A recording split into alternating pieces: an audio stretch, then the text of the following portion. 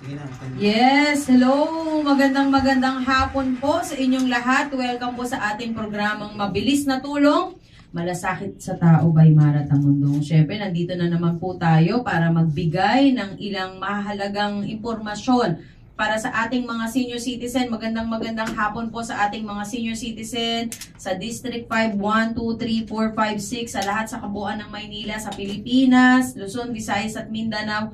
Worldwide, umaabot na po ang ating coverage. Siyempre, magandang hapon po sa ating mga OFW na wala pong tigil, na talaga nagpupursige at tumutulong para po matulungan ang bawat Pilipino dito, yung mga pamilya nila. At siyempre, nakakatulong po kayo sa ekonomiya ng ating bansa. Na kung saan ngayong araw po na ito, tututukan po natin, talakayin po yung kaliwanagan ng ating mga senior citizen para sa kanilang karapatan at mga benepisyo. Siyempre, higit sa lahat, dapat po, kahit alam na natin kung ano yung meron tayo, kung ano yung gagawin natin, mas maigi po na ito po ay maipaliwanag sa lahat dahil siyempre, hindi naman po lahat ng tao nakakaintindi kaagad. Kaya dapat po yung ating mga kababayan, lalo na po sa mga depressed areas, yung mga senior citizen na araw-araw po talaga hindi napapagod magtanong sa akin na, ma'am, ano po ba talaga ang karapatan ng isang senior citizen? Ano po ba yung benepisyo na meron talaga kami? Medyo kulang po kami sa impormasyon. Kaya ito pong tatalakayin natin, napakahalaga. Sana po tutukan ninyo, makinig po tayo ng husto dahil syempre ito po ay isang malaking karangalan para sa atin na binisita po tayo ng ating National Commission of Senior Citizen na syempre magpapaliwanag po ng ilang programa, ano ba talaga yung karapatan, benepisyo po na napapaloob para dito sa online registration. Umpisahan ko na po kaagad. Direkto na po yung kaagad wala nang pasintabi dahil syempre isang oras lamang po tayo. Nandito po ang abogado po ng National Commission. Ang babata pa Diyos ko, parang sama po ako sa grupo ninyo, mga grupo ng mga bata, pero malawak ang pangunawa para sa pagtulong. Andito po ang ating abogado po, si Attorney Aldrin Alba. Welcome po sa show. Maraming salamat po, Ma'am Mara. Yes, at syempre andito po yung kanyang kasamang gwapong-gwapo rin. Aba talaga naman, no? Kung hindi lang nakasalamin si Mr. Alex Tayaw. Magandang hapon po. Magandang umaga po. Ayan, hapon. Ayan. Syempre, andito po tayo para kahit pa paano ma-share din po natin sa ating mga kababayan yung talaga bang, ano ba talaga po yung karapatan ng mga seniors. Sa dami po nating karapatan, minsan, hindi natin nalalaman kaagad dahil nga syempre, minsan, basta 20% discount, okay na sa kanila. So, dito po ipaliwanag po natin ano ba talaga po yung napapaloob sa karapatan ng ating mga senior citizen at yung kanilang benepisyo po. Base po sa batas, syempre alam naman po natin yung 20% discount na binibigay po sa mga serbisyo ng at mga goods at services po na binibigay po ng mga establishment. And then, nadyadyaan po yung 5% discount para sa mga groceries po sa basic and prime commodities. Okay? Nadyadyaan rin po yung discount sa mga medical po, mga laboratories, mga professional fees. Kasama po yan. And then, hopefully, ma-establish na rin po yung IRR doon po sa discount po, doon po sa electricity and water utilities. Kasama rin po yan. Okay po. So ilang discount po doon, attorney? Sa water utilities are, para sure, basahin na po natin from the law itself. Okay po? So, considered po siya as siyempre kasama po dyan kasi may alam ko may ano lang parang wattage, may, consumption lang. Yung not more than 100. Ay, okay. 100 kilowatts po.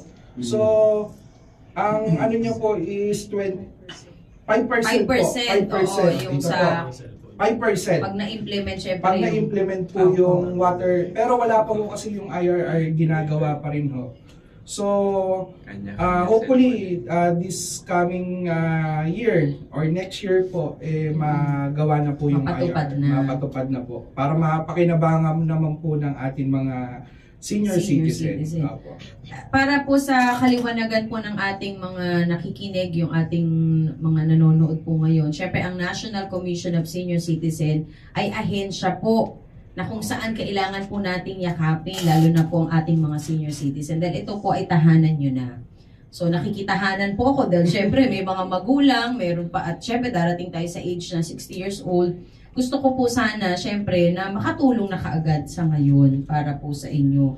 Syempre ang National Commission of Senior Citizen nandiyan para magbigay din po kayo ng gabay sa ating mga senior. Yun nga po attorney, na ipaliwanag nyo po yung ilan lang sa benefits ng mga senior citizens.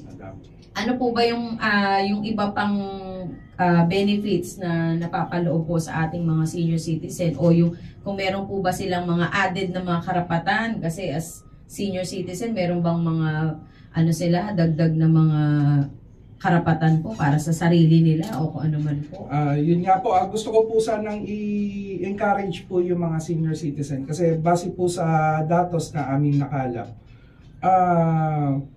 that is 12 million estimated po yung senior citizen po sa buong Pilipinas. Sa buong Pilipinas. By the end of 2023 po. So, gusto po sana namin i-encourage po yung mga senior citizen po natin na mag-register po through online po sa aming website.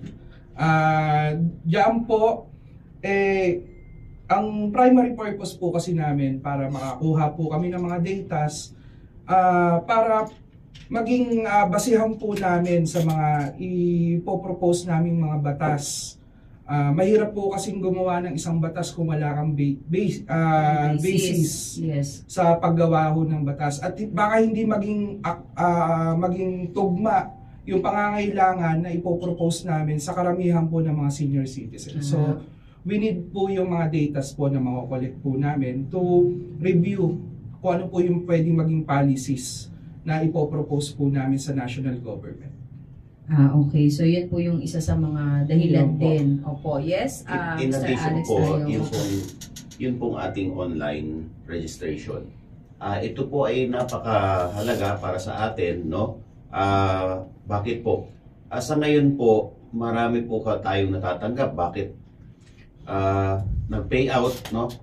Ehemplo lang po ito. Nag-payout, may mga hindi natatanggap, may mga nawala, may mga ganito. Ang komisyon po ay gumagawa kami ng sarili naming listahan. Ang listahan po ito ay walang hindi namin kinuha sa galing sa ibang ahensya, kung hindi ito ay magiging sarili naming gamit para pag nasa amin na po ang mga benepisyo, yung mga tinatawag yung social pension, yung iba pa ho, no, ay maibibigay namin sa mga tamang tao, hindi po dun sa mga hindi karapat-dapat.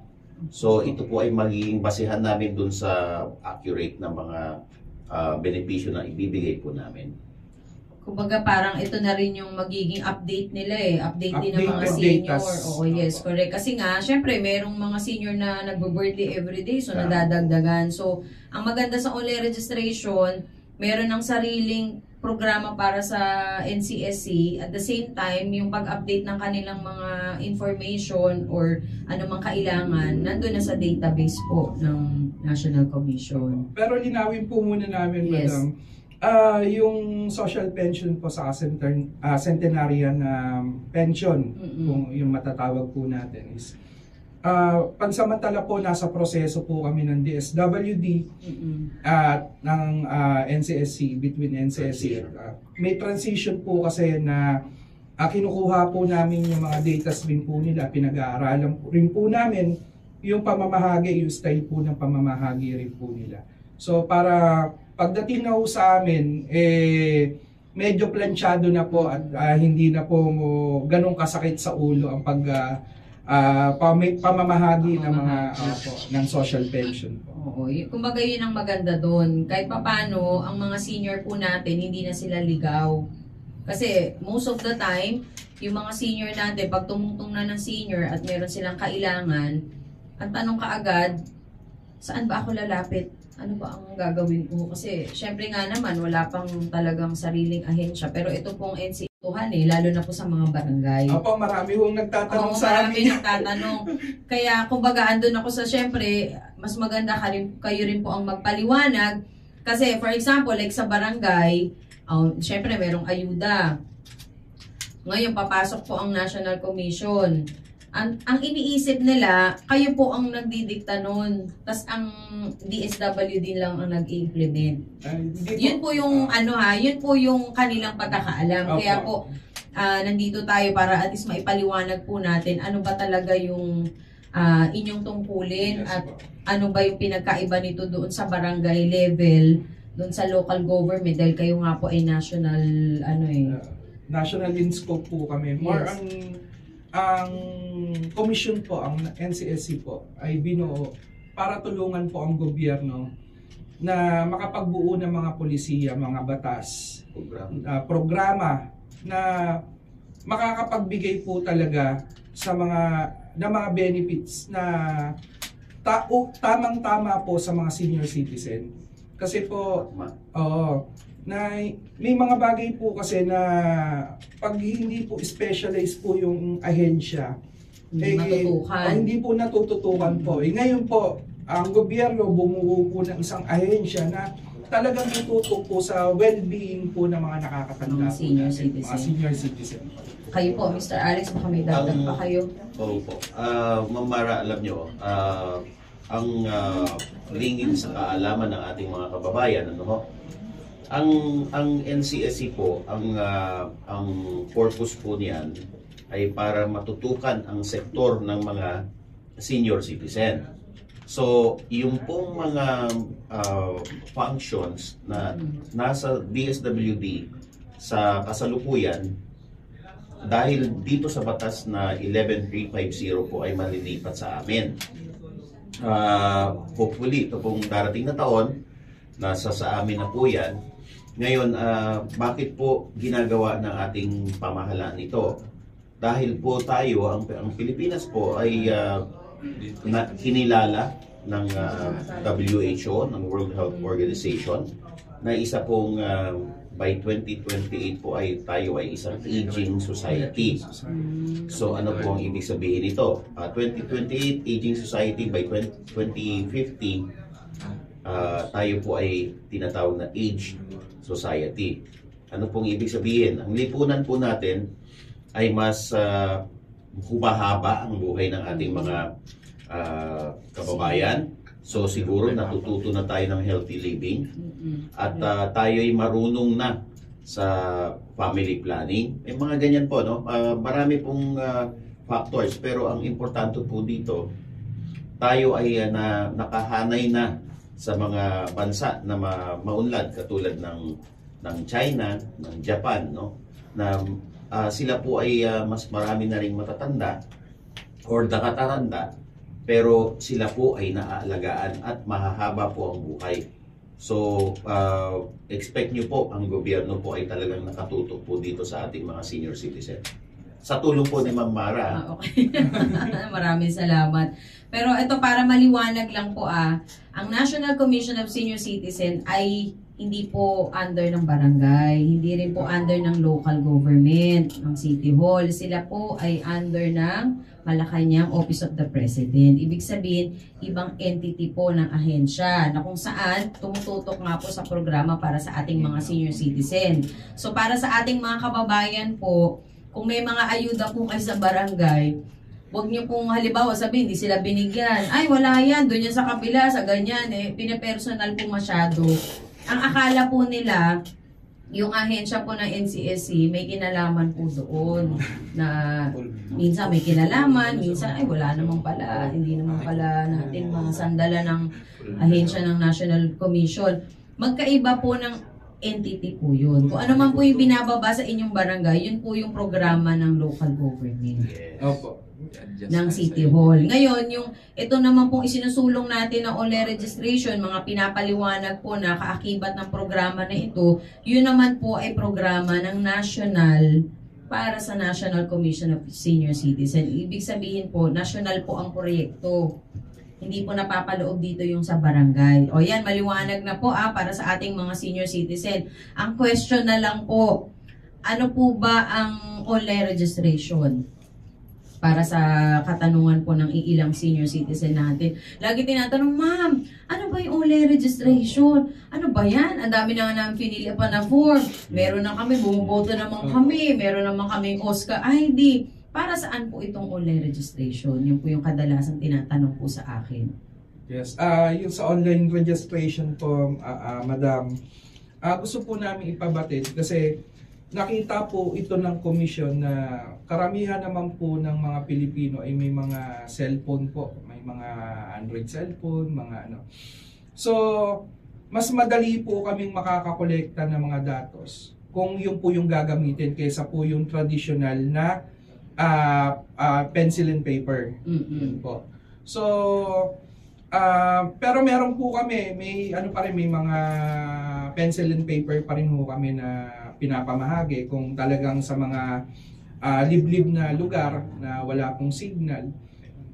So, ang purpose po kasi niyan, as I have said earlier, na to gather information.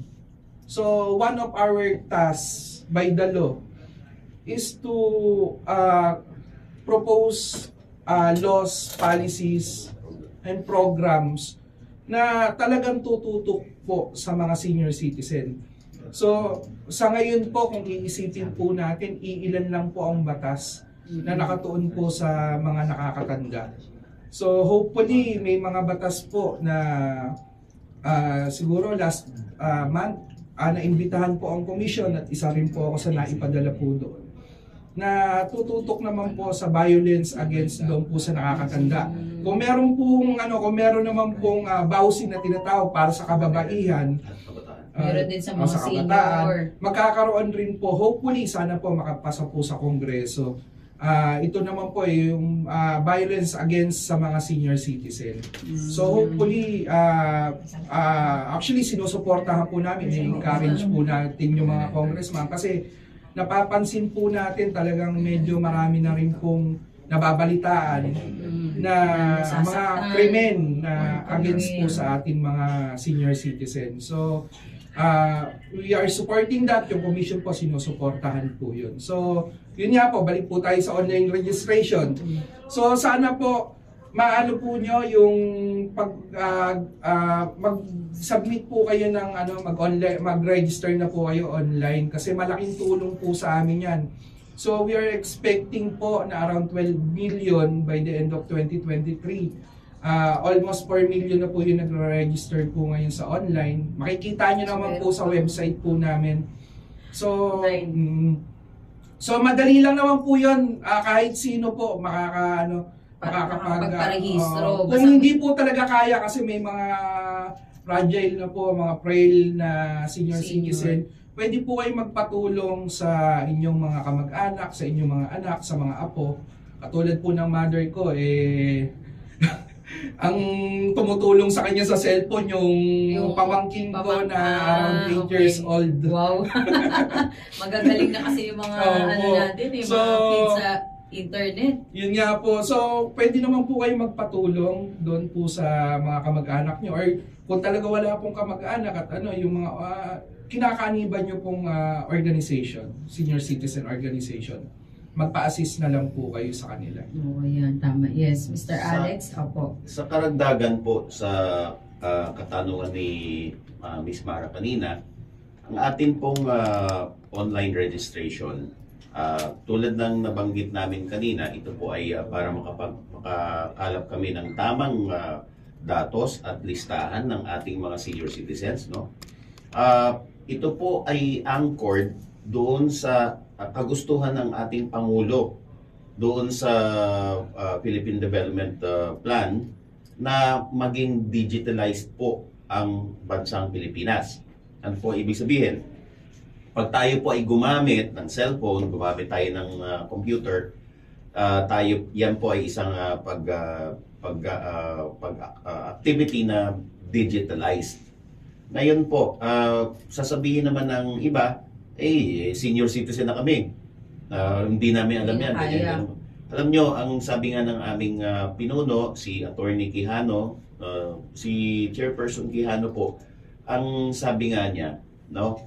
Ah, pero ang tayong senior citizen magtulong, kung hindi po marunong yung isang kasama natin, imposibleng walang senior citizen na marunong.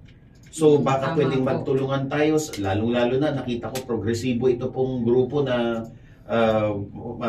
samahan dito sa District 5 po ng Manila. Nakita ko po na sila, no? Even though sila ay senior citizens, hindi po sila mahuhuli. Ngayon, kung hindi man po, no, mag-umpisa po tayo sa ating mga kapamilya. Nandyan po ang ating mga anak, nandyan po ang ating mga apo. Magpatulong po tayo. Sabi nga ni attorney, madali lang po magparehistro.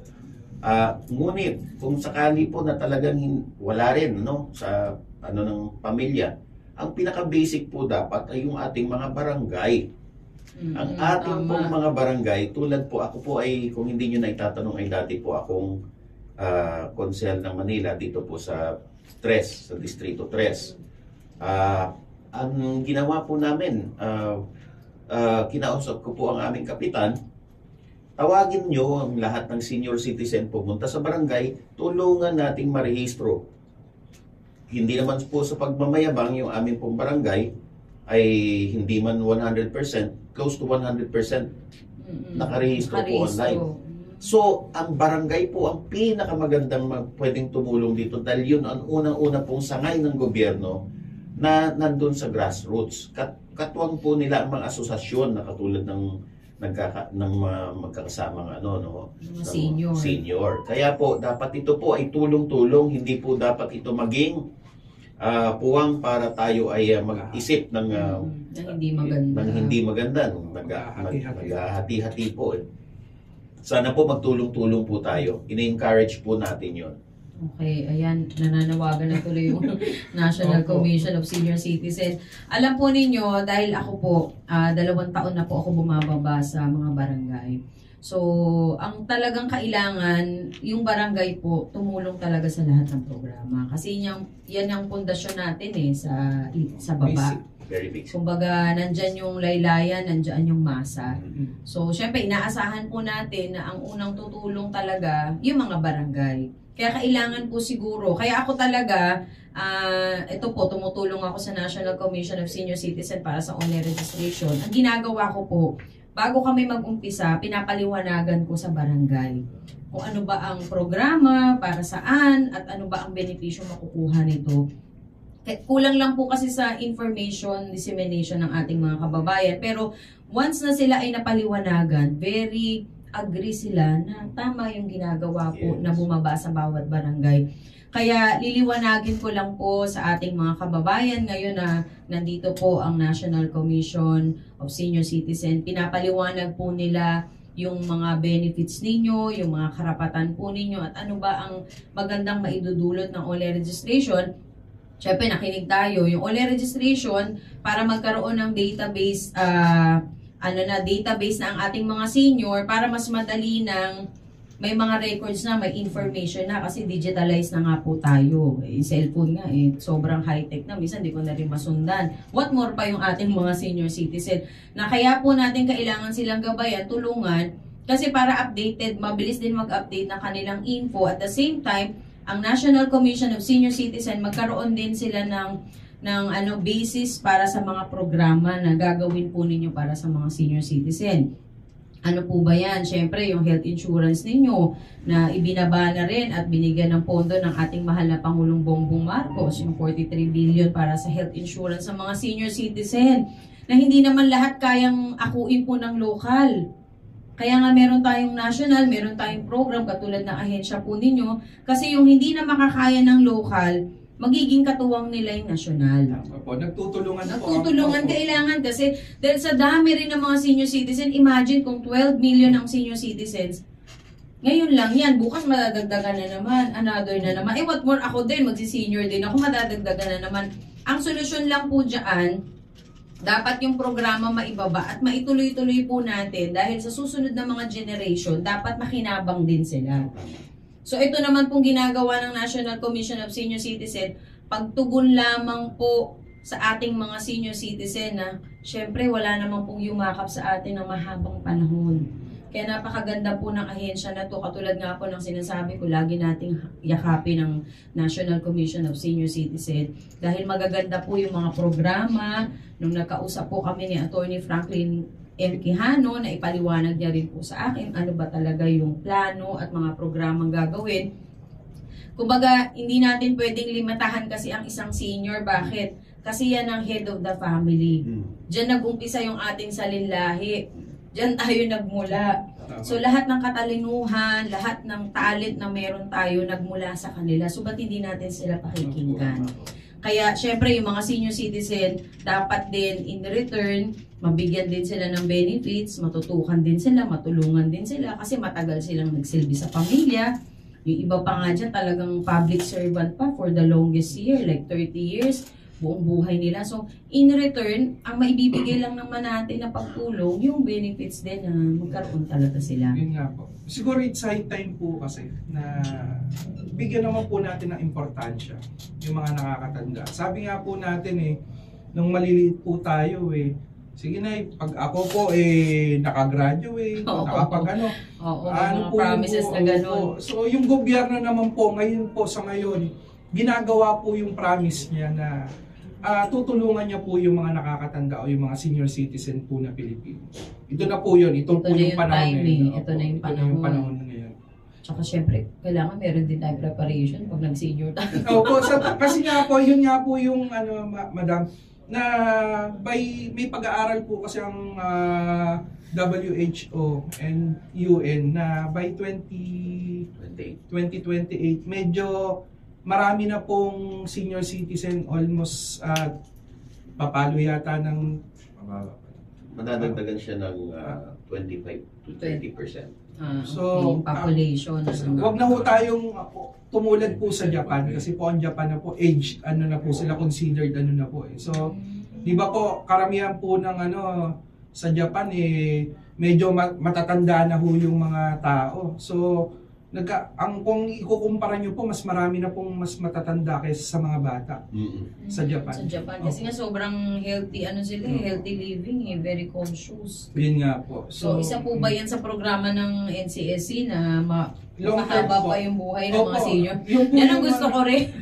Yun po, sana ma-enjoy po nila yung buhay po nila. Kumbaga, mahaba nga yung buhay mo, pero productive naman at the same time, merong reason para humaba pa yung buhay natin. Yun nga po yung ini-encourage po ng commission na yung mga nakakatanda, maging kasi yung wisdom po ng mga senior, iba po yan. Iba talaga. Opo. Saka mas nakikinig po tayo pag nagsabi, medyo mga nakakatanda na, pag sinabing, ito ang gawin mo.